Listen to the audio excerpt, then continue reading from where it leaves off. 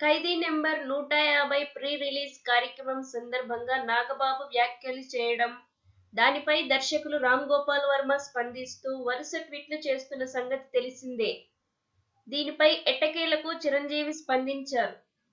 సోమవారం తన స్వగృహంలో నిర్వహించిన విలేకరుల సమావేశంలో చిరంజీవి మాట్లాడారు. ఈ సందర్భంగా రామ్ గోపాల్ వర్మ ట్వీట్స్ ను పట్టించుకోనని, నాగబాబు ఏదో సందర్భంలో హర్ట్ అయి ఉంటాడు కాబట్టే అలా స్పందించారన్నారు.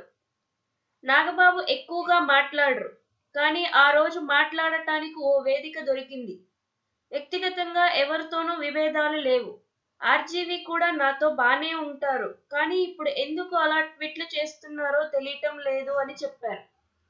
వర్మ ట్వీట్లను పాజిటివ్ గా తీసుకున్నట్లు పేర్కొన్నారు.